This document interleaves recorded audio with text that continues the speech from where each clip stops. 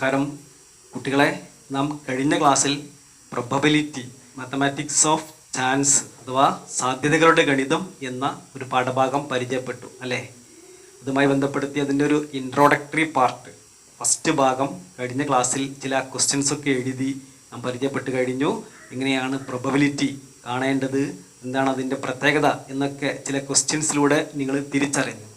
ഇന്ന് നമുക്ക് ഡിഫറെൻ്റ് ആയിട്ടുള്ള ഒരു ഭാഗമാണ് ഡിസ്കസ് ചെയ്യാനുള്ളത്. ജിയോമെട്രിക്കൽ ഫിഗേഴ്സ് അഥവാ ജ്യാമിതീയ രൂപങ്ങൾ നിങ്ങൾക്കൊക്കെ പരിചയമുണ്ട്.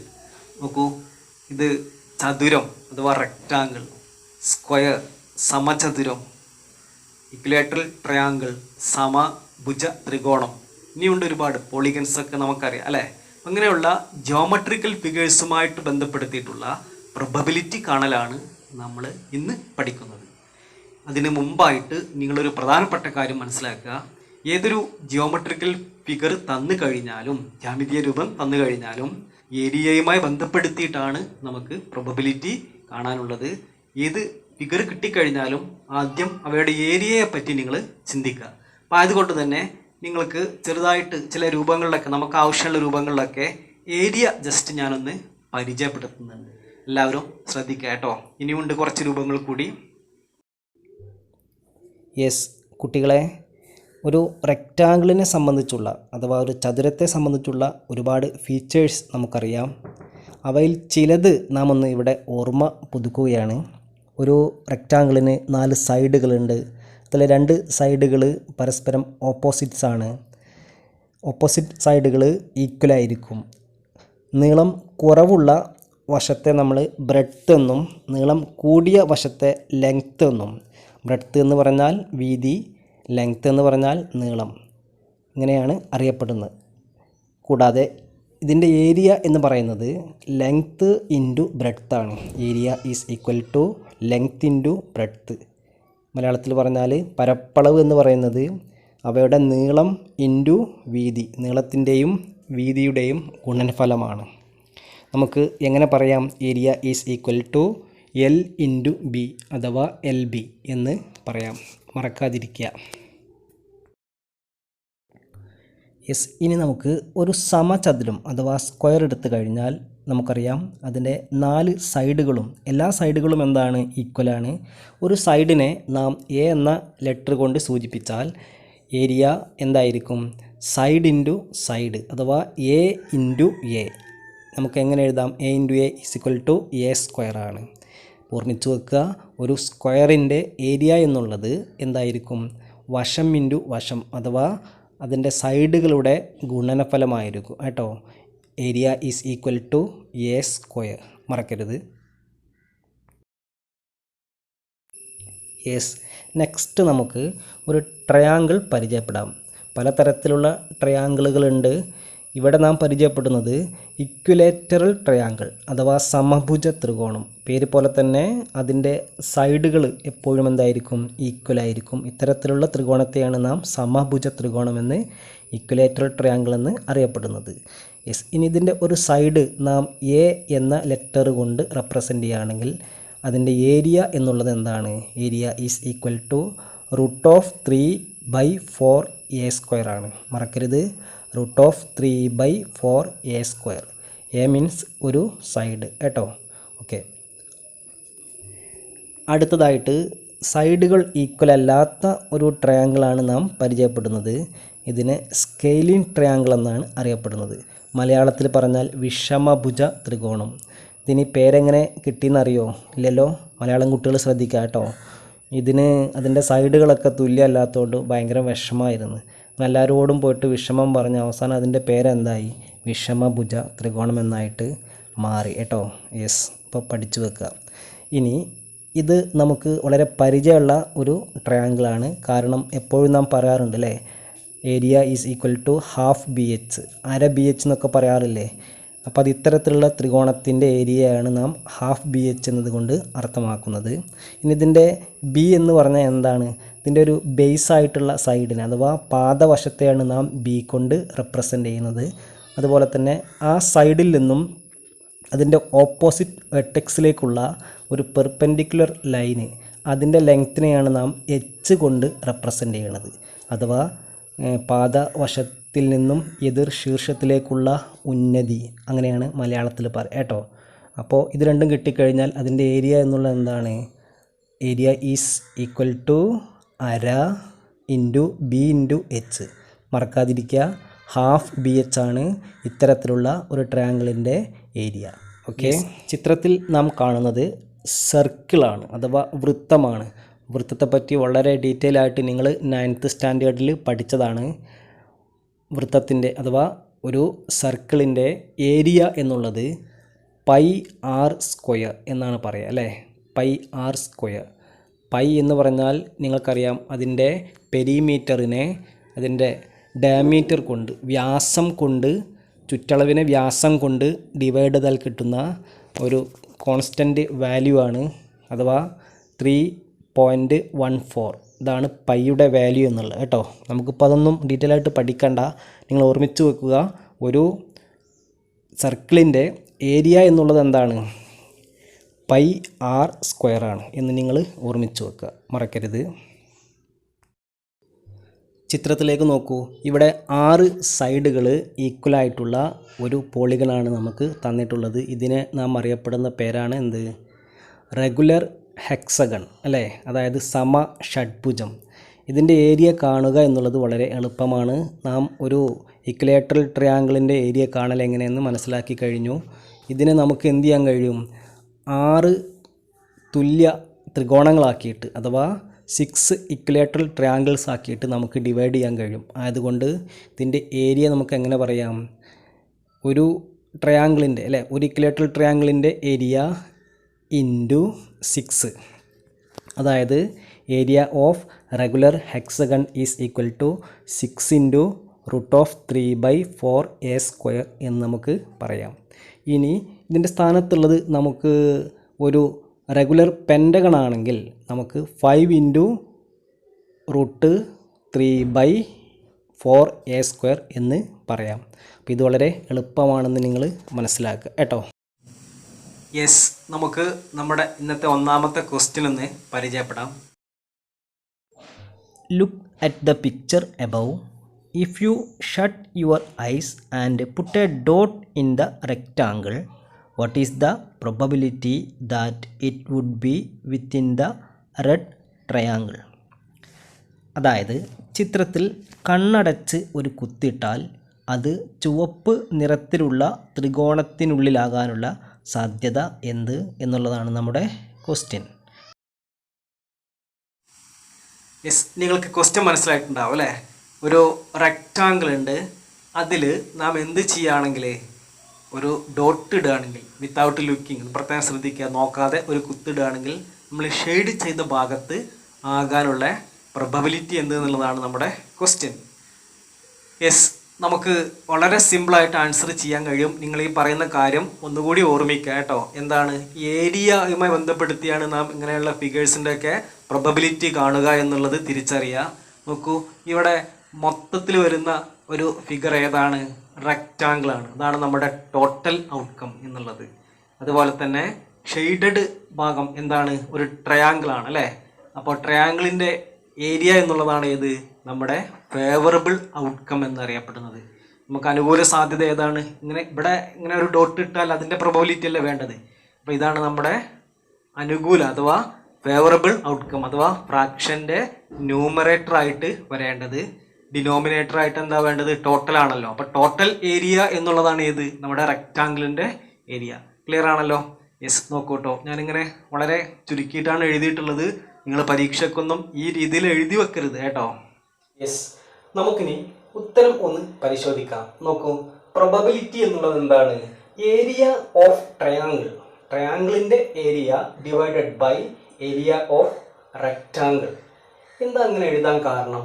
നോക്കൂ, നമ്മുടെ ചിത്രം പരിശോധിക്കുകയാണെങ്കിൽ നിങ്ങൾക്കറിയാം ഇവിടെ ഒരു ടോട്ടൽ ഏരിയ വരുന്ന ഒരു ഫിഗറാണ് ഏത്? നമ്മുടെ റെക്റ്റാങ്കിൾ അഥവാ ചതുരം അല്ലേ. അപ്പോൾ എപ്പോഴും ടോട്ടൽ ഏരിയ നമ്മുടെ ഡിനോമിനേറ്റർ ആയിട്ട് എഴുതണം. അതല്ല നമ്മൾ കഴിഞ്ഞ ക്ലാസ്സിലും മനസ്സിലാക്കിയിട്ടുള്ളത്. ഇനി നമ്മുടെ ഫേവറബിൾ ഔട്ട്കം എന്താണ്? അഥവാ ന്യൂമറേറ്റർ ആക്കിയിട്ട് നമുക്ക് എന്ത് എഴുതാൻ കഴിയും? നമ്മുടെ ഷെയ്ഡഡ് പാർട്ട്, അതായത് ട്രയാങ്കിളിൻ്റെ ഏരിയ ആണ്. ഓക്കെ, വ്യക്തമല്ലേ? അപ്പോൾ ഏത് ഫിഗർ കിട്ടിക്കഴിഞ്ഞാലും നാം മനസ്സിലാക്കേണ്ടത് ടോട്ടൽ ഏരിയ ഡിനോമിനേറ്റർ ആയിട്ട് നമുക്ക് എഴുതാൻ കഴിയണം. അതുപോലെ തന്നെ നമുക്ക് എന്താണോ വേണ്ടത് അഥവാ ഷെയ്ഡഡ് ആയിരിക്കുക ചിലപ്പോൾ, അല്ലെങ്കിൽ നമ്മൾ പ്രത്യേകം ചോദിച്ചിട്ടുണ്ടായിരിക്കുക, അത് എന്തായിട്ട് വേണം, ന്യൂമറേറ്റർ ആക്കിയിട്ടും എഴുതുക. ശരി, അങ്ങനെയാണെങ്കിൽ നമുക്ക് ഇവിടെ ഇതിൻ്റെ ലെങ്ത്തും ബ്രെഡ്ത്തും ഒന്നും തന്നിട്ടില്ല. അങ്ങനത്തെ ഒരു കേസിൽ നാം എന്ത് ചെയ്യണം, നാം ചില ലെറ്റർ കൊടുത്തുകൊണ്ട് അല്ലേ, അതിൻ്റെ ഇക്വേഷനൊക്കെ എഴുതിയപ്പോൾ നാം ശ്രദ്ധിച്ചതല്ലേ, അങ്ങനെ നമ്മൾ റെപ്രസെൻ്റ് ചെയ്യണം. ഇപ്പം നമുക്ക് റെക്റ്റാങ്കിളിൻ്റെ ഒരു സൈഡും ട്രയാങ്കിളിൻ്റെ ഒരു സൈഡും എന്താണ്, കോമൺ ആണ്. അഥവാ ചതുരത്തിൻ്റെയും ത്രികോണത്തിൻ്റെയും ഒരു സൈഡ് തുല്യമാണ് അല്ലേ, കോമൺ ആണ്. അങ്ങനെയാണെങ്കിൽ നമുക്ക് ഇവിടെ എന്ത് കൊടുക്കാം, ഒരു ബി എന്ന അക്ഷരം കൊണ്ട് നമുക്ക് റെപ്രസെൻ്റ് ചെയ്യാം. അതായത് ചതുരത്തിൻ്റെ ഒരു വശത്തെ നമുക്ക് ബി ആയിട്ട് പരിഗണിക്കാം. അപ്പോൾ എന്തായി മാറിയിരിക്കും, ത്രികോണത്തിൻ്റെ ഒരു സൈഡും ബി തന്നെയാണ്. ഇനി നിങ്ങൾക്കറിയാം ഇതിൻ്റെ ബ്രെഡ്ത്ത് എന്നുള്ളത് നമുക്കറിയാം, ഈ സൈഡിൽ നിന്ന് ഈ ട്രയാങ്കിളിൻ്റെ മൂന്നാമത്തെ വെർട്ടെക്സിലേക്കുള്ള പെർപെൻഡിക്കുലർ ആയിട്ടുള്ള ലൈനാണ് അല്ലേ. അതുകൊണ്ട് നമുക്കതിനെ എന്ത് വിളിക്കാം, എച്ച് എന്ന് പറയാം. അങ്ങനെയാണെങ്കിൽ ഈ ഒരു ഭാഗം അല്ലേ എന്തിന് ഈക്വൽ ആയിരിക്കും, നമ്മുടെ റെക്റ്റാങ്കിളിൻ്റെ ബ്രെഡ്ത്തിന് ഈക്വൽ ആയിരിക്കും ഉണ്ടാവുക. നോക്കൂ, ഇതേ ലെങ്ത് തന്നെയല്ലേ എവിടെയും വരിക. യെസ്. ഇനി നമുക്ക് എന്ത് കാണണം, ട്രയാങ്കിളിൻ്റെ ഏരിയ കാണണം. എങ്ങനെ കാണാം, നാം മനസ്സിലാക്കിയതാണ് അര ബി എച്ച് ആണ് അല്ലേ, ഹാഫ് ബി എച്ച്, അര ബി എച്ച്. ഇനി ഇവിടെ പ്രത്യേകിച്ച് ഒന്നും ചെയ്യാനില്ല, കാരണം ബേസ് എന്നുള്ളത് എന്ത് തന്നെയാണ്, ബി തന്നെയാണ്, ഹൈറ്റ് എന്നുള്ളത് എന്ത് തന്നെയാണ്, എച്ച് തന്നെയാണ് അല്ലേ. ഇനി നമുക്ക് എന്ത് എഴുതാം, divided by area of rectangle. റെക്റ്റാങ്കിളിൻ്റെ ഏരിയ എന്ന് പറഞ്ഞാൽ എന്താണ്, നാം മനസ്സിലാക്കിയതാണ് ബി ഇൻറ്റു എച്ച് ആണ്, അഥവാ എൽ ഇൻറ്റു ബി അല്ലേ. നമ്മുടെ ലെങ്ത് ബി ആണ്, ബ്രെഡ്ത്ത് എച്ച് ആണ്. ആയതുകൊണ്ട് നമുക്ക് എന്ത് എഴുതാം, ബി എച്ച് എന്ന് എഴുതാം. യെസ്, നമുക്കിപ്പോൾ 1/2 B H divided by B H എന്ന് കിട്ടി. ഇനി മുന്നോട്ട് പോകുമ്പോൾ നമുക്കൊരിത്തിരി പ്രയാസം തോന്നാം ചില കുട്ടികൾക്ക്. കാരണം ഇവിടെ ന്യൂമറേറ്ററിൻ്റെ ഭാഗത്ത് മറ്റൊരു ഫ്രാക്ഷൻ വന്നിട്ടുണ്ട്. അപ്പോൾ ഇനി ഇത് എന്ത് ചെയ്യണം എന്ന് ചില കുട്ടികൾക്കൊരു പ്രയാസം ഉണ്ടായിരിക്കും. അവർക്ക് വേണ്ടിയിട്ട് ഞാൻ ഒന്ന് മനസ്സിലാക്കി തരാം. നോക്കൂ, ഇവിടെ 1/2 എന്ന് പറയുമ്പോൾ ഇവിടെ ഡിനോമിനേറ്റർ എത്രയാണ്, 2 ആണ്, അഥവാ ഛേദം 2 ആണ് അല്ലേ. ഈ ഛേദത്തെ നമുക്ക് ഇവിടുത്തെ ഡിനോമിനേറ്ററിൻ്റെ കൂടെ മാറ്റി എഴുതി കഴിഞ്ഞാൽ നമ്മുടെ പ്രശ്നം സോൾവ് ആയി കേട്ടോ. അങ്ങനെ തന്നെ പഠിക്കുക. അപ്പോൾ എങ്ങനെ എഴുതാം, നിങ്ങൾ പറയും 1 ഇൻറ്റു ബി ഇൻറ്റു എച്ച് എന്ന് പറഞ്ഞാൽ ബി എച്ച്, അതങ്ങനെ നമ്മൾ എഴുതി ബൈ, പിന്നെ ഈ ബി എച്ചിൻ്റെ കൂടെ നമുക്ക് രണ്ടും കൂടി ചേർത്തിട്ട് 2 ഇൻറ്റു ബി എച്ച് എന്ന രൂപത്തിൽ എഴുതിയാൽ മതി കേട്ടോ. ഇനി ഇവിടെ നമുക്ക് എന്ത് ചെയ്യാം, ബിയും ക്യാൻസലായിട്ട് പോയി, എച്ചും ക്യാൻസലായിട്ട് പോയി. അങ്ങനെയാണെങ്കിൽ ഇവിടെ നമുക്ക് എന്ത് എഴുതാം, ഇതിൻ്റെ ന്യൂമറേറ്റർ ആയിട്ട് ഇപ്പോൾ ഒരു സംഖ്യയും ഇവിടെ ഇല്ല. പക്ഷേ നാം ശ്രദ്ധിക്കണം, ഒന്നുമില്ല എങ്കിൽ അവിടെ ആരുണ്ടായിരിക്കും, 1 ഉണ്ടായിരിക്കും കേട്ടോ. അത് മറക്കരുത്, പല കുട്ടികൾ അങ്ങനെ എഴുതാറില്ല. പിന്നെ ബൈ 2 കേട്ടോ. അപ്പോൾ നമുക്ക് ക്യാൻസലായിട്ട് പോയിട്ട് ഒന്നും ഇല്ലാന്നുണ്ടെങ്കിൽ ഫ്രാക്ഷൻ രൂപത്തിലൊക്കെ ആണെങ്കിൽ അതിൽ ന്യൂമറേറ്റർ ആണെങ്കിൽ പ്രത്യേകം നാം ശ്രദ്ധിക്കുക, അവിടെ 1 ചേർത്ത് കൊടുക്കണം. ഡിനോമിനേറ്റർ ആണെങ്കിൽ നമുക്കിത് മൈൻഡ് ചെയ്യേണ്ട ആവശ്യമില്ല, ഉത്തരത്തിൽ വ്യത്യാസം വരില്ല കേട്ടോ. അപ്പം ന്യൂമറേറ്റർ ആണെങ്കിൽ അഥവാ അംശമാണെങ്കിൽ തീർച്ചയായിട്ടും നമ്മൾ എന്ത് കൊടുക്കണം, 1 ഇട്ട് കൊടുക്കണം കേട്ടോ. 1/2 എന്ന് കിട്ടി. നമുക്ക് ഇതേ പ്രോബ്ലം തന്നെ വളരെ എളുപ്പത്തിൽ വേണമെങ്കിൽ ചെയ്യാൻ കഴിയും കേട്ടോ. നോക്കൂ, ഇവിടെ റെക്റ്റാങ്കിളിൻ്റെ ഒരു സൈഡിന് ഈക്വലാണ് എന്ത്, നമ്മുടെ ട്രയാങ്കിളിൻ്റെ സൈഡ്, അഥവാ കോമൺ സൈഡാണെന്ന് നമ്മൾ മനസ്സിലാക്കി അല്ലേ. മാത്രമല്ല റെക്റ്റാങ്കിളിൻ്റെ ഓപ്പോസിറ്റ് സൈഡിലെ ഒരു പോയിന്റിലാണ് ആരുടെ, നമ്മുടെ ട്രയാങ്കിളിൻ്റെ മൂന്നാമത്തെ വെർട്ടെക്സ് വരുന്നത്. ശരിയല്ലേ, നോക്കൂ, ഇതാ ഇവിടെയാണ് അല്ലേ. ഇനി ഇതിൽ ഏതൊരു പോയിന്റിലായി കഴിഞ്ഞാലും നാം 9th പഠിച്ചിട്ടുണ്ട് എന്ത്, ഈ ഇങ്ങനെയുള്ള ഒരു ഫിഗറിൽ ഇതിൻ്റെ റെക്റ്റാങ്കിളിൻ്റെ ഏരിയയുടെ പകുതിയായിരിക്കും എന്ത്, നമ്മുടെ ട്രയാങ്കിളിൻ്റെ ഏരിയ എന്നുള്ളത്. നിങ്ങൾ 9th പഠിച്ചിട്ടുണ്ട്, ഒരു ചാപ്റ്ററിൽ പഠിച്ചിട്ടുണ്ടായിരിക്കും അല്ലേ. അപ്പോൾ അത് വെച്ചുകൊണ്ട് നമുക്ക് നേരിട്ടിട്ട് വേണമെങ്കിൽ എന്ത് ചെയ്യുക, ആ റൂൾ എഴുതിക്കൊണ്ട് ഇവിടെ പ്രോബബിലിറ്റി ഹാഫ് ആണെന്ന് പറയാൻ കഴിയും കേട്ടോ. ആ മെത്തേഡ് നാം വല്ലാതെ ഫോളോ ചെയ്യേണ്ട, കാരണം ഈ പ്രോബ്ലം നമുക്ക് അങ്ങനെ സോൾവ് ചെയ്യാൻ പറ്റും. പക്ഷെ അടുത്തൊരു ക്വസ്റ്റ്യൻ കിട്ടിക്കഴിഞ്ഞാൽ നമുക്ക് വേറെ രീതിയിലായിരിക്കാം.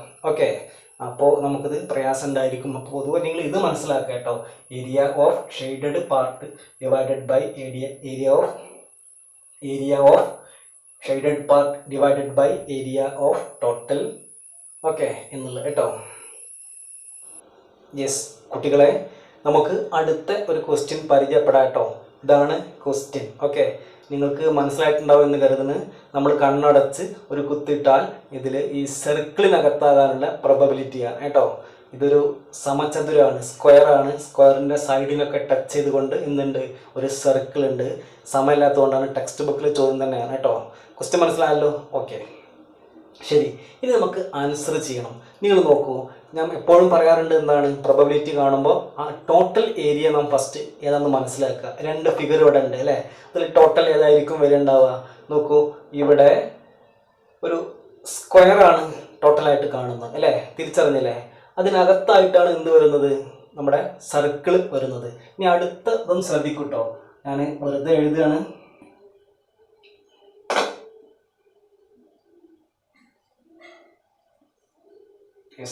ഇങ്ങനെയാണ് നമ്മുടെ ഒരു ക്വസ്റ്റ്യൻ വിചാരിക്കുക. ഇതിൽ ഇവിടെ ഷെയ്ഡ് ചെയ്തിട്ടുണ്ട് നമ്മുടെ ഡോട്ട്. ഈ ഷെയ്ഡഡ് പാർട്ടിലാവാനുള്ള പ്രോബബിലിറ്റി ചോദിച്ചാൽ നമ്മുടെ ടോട്ടൽ ഏരിയ എന്തായിരിക്കും, സർക്കിൾ ആയിരിക്കും. അതേസമയം ഇവിടെ ആണെങ്കിലോ, ഇവിടെ സ്ക്വയർ ആണ്. നിങ്ങളത് തിരിച്ചറിഞ്ഞാൽ മതി, ടോട്ടൽ ഏത്, ഷെയ്ഡഡ് പാർട്ട് ഏത് എന്ന് തിരിച്ചറിഞ്ഞാൽ ബാക്കിയൊക്കെ എളുപ്പത്തിൽ നമുക്ക് ചെയ്യാൻ കഴിയും കേട്ടോ. അപ്പം ഇത്രയും കാര്യങ്ങൾ മനസ്സിലായില്ലേ? അപ്പം നാം ഉത്തരത്തിലേക്ക് കടക്കുന്നു. ആദ്യം നമുക്ക് ഏരിയ ഓഫ് സർക്കിൾ അല്ലേ, സർക്കിളിൻ്റെ ഏരിയ കാണണം. സർക്കിളിൻ്റെ നമുക്ക് ഇതിൻ്റെ റേഡിയസും തന്നിട്ടില്ലെങ്കിൽ നാം അതിനെ റെപ്രസെൻ്റ് ചെയ്യുന്ന ഒരു ലെറ്റർ ഉണ്ടല്ലോ, ഏതാണ്, R ആണ് അല്ലേ. യെസ്, R തന്നെ കൊടുക്കാം. അങ്ങനെയാണെങ്കിൽ ഞാൻ ചോദിക്കട്ടെ, നമ്മുടെ സർക്കിളിൻ്റെ ഏരിയ എങ്ങനെ എഴുതാം? പൈ R സ്ക്വയർ അല്ലേ. ഇവിടെ പ്രത്യേകിച്ച് നമുക്കൊന്നും ചെയ്യാനില്ല, കാരണം R തന്നെയാണ്. Pi R square. ദെൻ ഇനി എന്ത് വേണം, നമുക്ക് സ്ക്വയറിൻ്റെ ഏരിയ വേണം അല്ലേ. ഇവിടെ നമുക്ക് പ്രത്യേകിച്ചൊന്നും തരാത്തത് കൊണ്ട് നമുക്ക് ഇവിടെ നിന്ന് തുടങ്ങാം. ഇത് റേഡിയസ് 6 ആയിട്ട് നാം എടുത്തു. അങ്ങനെയാണെങ്കിൽ ഈ ഭാഗം നമുക്ക് എന്ത് തന്നെ എഴുതാം, ഇതും റേഡിയസ് തന്നെ അല്ലേ, ഇതും 6 തന്നെയാണ്. R+R അല്ലേ, R+R എന്ന് പറഞ്ഞാൽ എന്താണ്, നമുക്ക് നമ്മുടെ സ്ക്വയറിൻ്റെ സമചതുരത്തിൻ്റെ ഒരു സൈഡാണ്. ഈ ഒരു സൈഡിന് ഈക്വലാണ് ഇവിടെ ഇത് വരിക കേട്ടോ. അപ്പോൾ നമ്മുടെ സർക്കിളിൻ്റെ ഡയമീറ്ററിന് ഈക്വലാണ് എന്ത് വരിക, നമ്മുടെ സ്ക്വയറിൻ്റെ ഒരു സൈഡ് വരിക.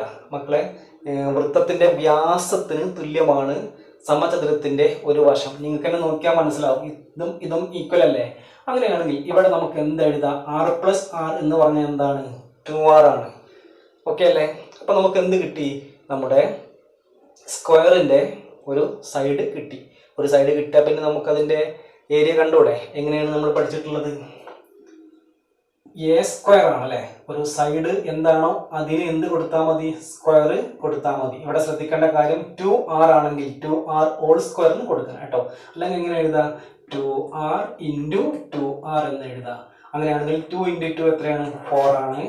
R × R പ്രത്യേകം ശ്രദ്ധിക്കുക, R × R = R സ്ക്വയർ ആണ് കേട്ടോ. നമ്മളിവിടെ പറഞ്ഞു R+R = 2R ആണ്. അതേസമയം R × R = R സ്ക്വയർ ആണ്. ഇപ്പോൾ കൂടുതൽ പറഞ്ഞുതരാൻ സമയമില്ല, ജസ്റ്റ് ഒന്ന് നോക്കി വെക്കുക കേട്ടോ. യെസ്, ഇനി ഇവിടെയാണെങ്കിൽ നമുക്ക് എങ്ങനെ എഴുതാം, pi R square divided by 2 അല്ലേ. 2 സ്ക്വയർ = 4 ആണ്. R സ്ക്വയർ = R സ്ക്വയർ ആണ്. യെസ്, ഇനി നമുക്ക് എന്ത് എഴുതാം, ഇവിടെ R സ്ക്വയറും വെട്ടിപ്പോയി. വെട്ടും ആക്കി പൊക്കം ശ്രദ്ധിക്കുക കേട്ടോ, വെട്ടിപ്പോയി. ബാക്കി ഇനി ആരാളുള്ളത്, ഇവിടെ പൈ ഉണ്ട്, π/4. ഓക്കെ, ഇത്ര മാത്രം എഴുതി അവിടെ നിർത്തുക കേട്ടോ. π/4 ആണ് നമ്മുടെ പ്രൊബബിലിറ്റി വരിക. ഇപ്പം ഏകദേശം ഉദാഹരണം നിങ്ങൾക്ക് കിട്ടിയിട്ടുണ്ടല്ലോ അല്ലേ. ഇനി ഇതേപോലുള്ള ഒരുപാട് ജിയോമെട്രിക്കൽ ഫിഗേഴ്സ് തന്നു കഴിഞ്ഞാൽ നിങ്ങൾക്ക് പ്രൊബബിലിറ്റി കാണാൻ കഴിയണം. ഓക്കെ, ഇനി കൂടുതൽ ക്വസ്റ്റ്യൻ നമുക്ക് പരിചയപ്പെടാൻ സമയമില്ല. സംശയം ഉണ്ടെങ്കിൽ നിങ്ങൾക്ക് ചോദിക്കാം. അപ്പം നമുക്ക് അടുത്ത ക്ലാസ്സിൽ വീണ്ടും കണ്ടുമുട്ടാം. ഓക്കെ.